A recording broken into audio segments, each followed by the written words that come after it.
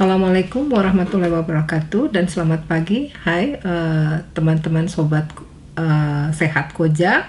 Kali ini saya Dr. Hadijah Rifai, SPKK dari Rumah Sakit Umum Daerah Koja, sedikit menjelaskan atau kita sharing pendapat tentang kusta dalam rangka memperingati Hari Kusta di tanggal 29 Januari.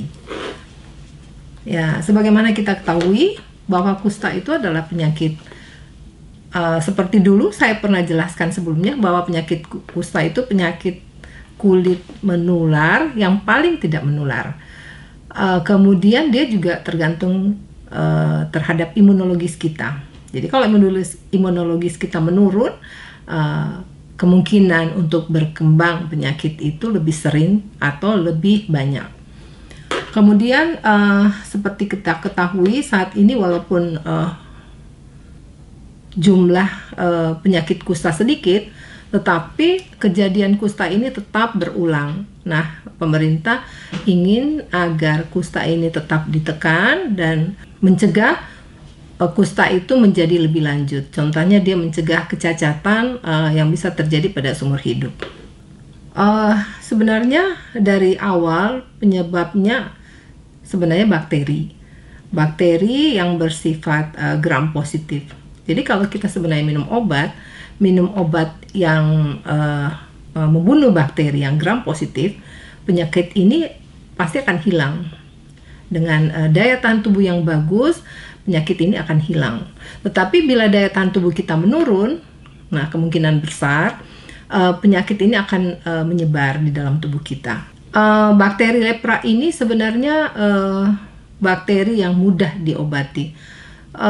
Daya tahan tubuh kita terhadap penyakit ini memang sangat berperan.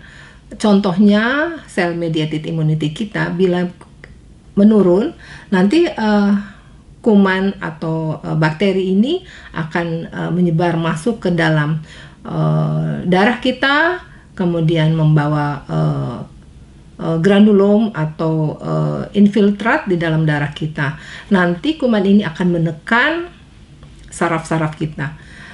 Semua komplikasi bisa terjadi karena penyebaran kusta di dalam tubuh kita ini kemana-mana.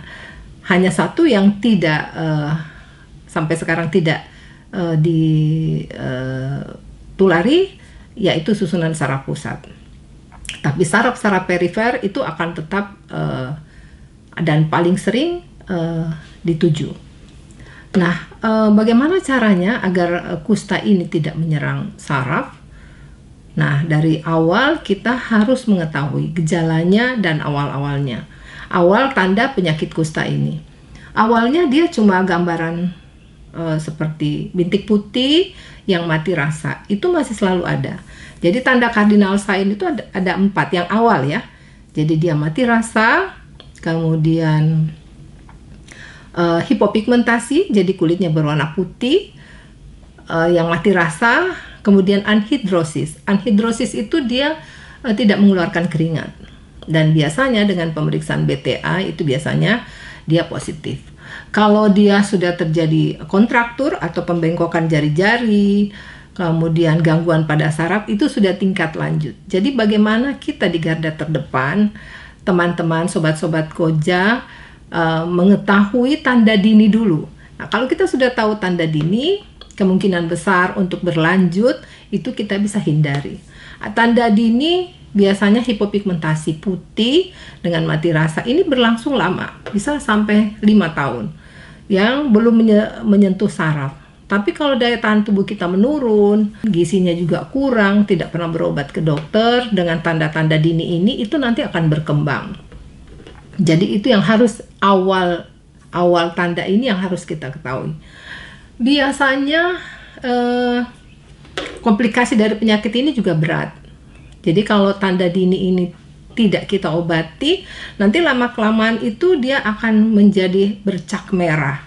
Nah, bercak merah ini awalnya masih bagus, dan dengan cepat bercak merah ini akan menyentuh ke saraf-saraf bila kita tidak obati.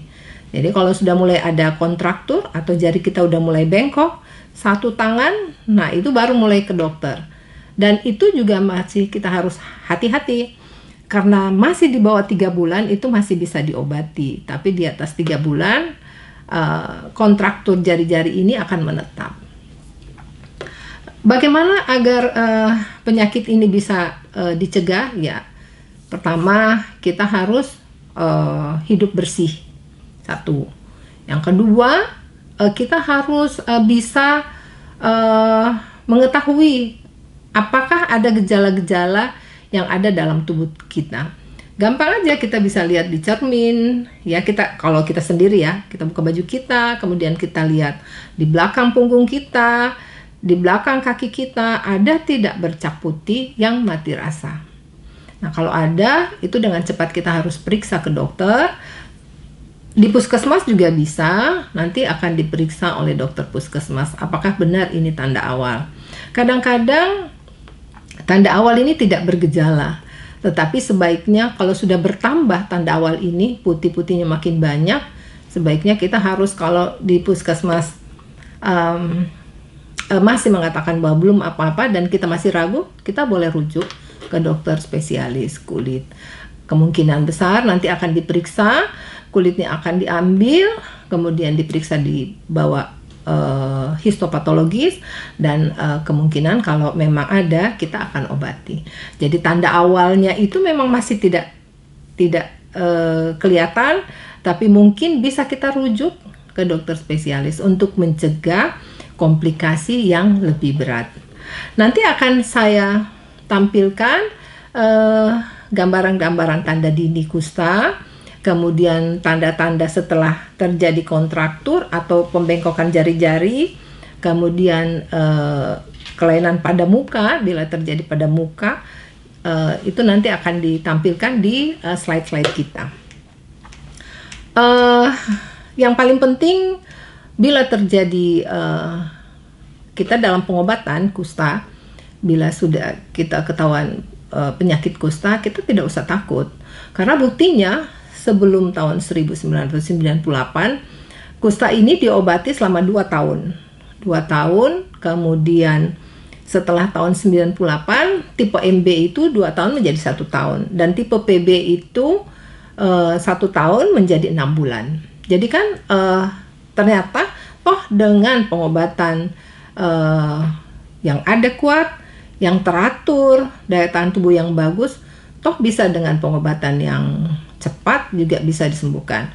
Untuk itu kami sangat mengharapkan sobat-sobat dari Koja itu mau berusaha membantu teman-teman atau lingkungan sekitarnya yang punya tanda-tanda ini untuk datang berobat, atau datang ke tempat-tempat yang bisa menunjukkan bahwa ini ada satu gejala kusta, baik di Karang Taruna kah, atau di tempat-tempat yang selalu berhubungan dengan puskesmas, sehingga ini bisa dicegah untuk kecacatan kita semua. Kemudian apalagi bila terjadi seperti tadi yang saya katakan, bila terjadi tanda kusta ini sebaiknya berobatnya teratur. Jangan hari ini berobat, tanda putih-putihnya hilang, jadi baru 6 bulan berobat sudah berhenti. Jadi jangan, sebaiknya betul-betul 12 bulan. Selama minum obat dalam 12 bulan itu sebaiknya kita juga harus meningkatkan imunitas kita. Karena dengan imunitas yang bagus, pengobatan itu akan bagus dan hasilnya juga akan bagus. Kalau kita tidak daya tahan tubuh kita menurun sementara kita minum obat, kemungkinan terjadi reaksi.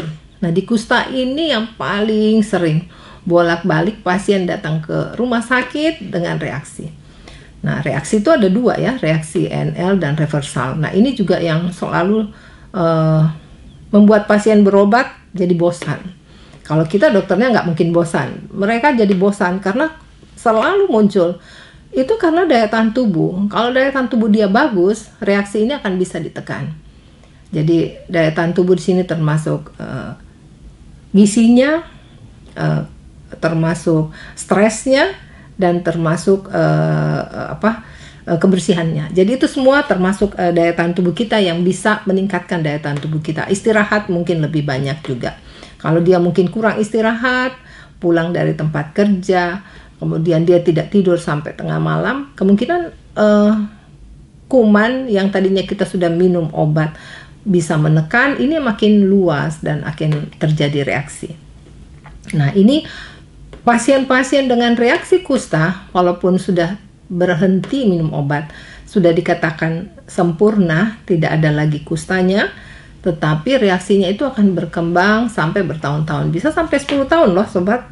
Nah, untuk itu kita hindari, selain kontraktur, kecacatan, reaksi kusta yang sering terjadi. Nah, reaksi ini berbulan-bulan, bertahun-tahun. Nah, ini semua yang kita cegah dengan meningkatkan daya tahan tubuh kita.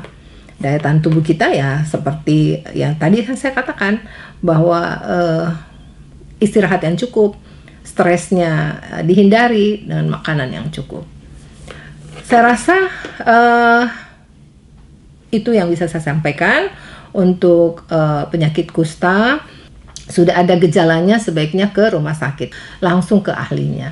Karena tipe-tipe sekarang itu banyak, bukan lagi seperti dulu datang dengan bintik putih, sekarang udah datang dengan merah. Kita juga baru tahu, oh ini ternyata reaksi, oh ini ternyata bukan reaksi tetapi kusta yang tipe lanjut. Jadi banyak sekarang reaksi-reaksi yang terjadi atau tipe-tipe yang terjadi yang kita tidak ketahui seperti dulu. Semoga dengan penjelasan ringkas dan cepat mungkin ya, mudah-mudahan ini bisa membantu sobat-sobat Koja, terutama yang ada di lingkungan kita semua, sehingga kita bisa terhindar dari penyakit yang lanjut, kecacatan yang bisa mengganggu aktivitas kita untuk selanjutnya. Oke sobat sehat Koja, dalam rangka memperingati Hari Kusta di tanggal 29, saya ucapkan selamat memperingati Hari Kusta. Semoga penyakit kusta ini makin menurun di Indonesia, dan sobat-sobat Koja semua makin sehat dan terhindar dari penyakit ini. Saya rasa cukup sekian. Wassalamualaikum warahmatullahi wabarakatuh.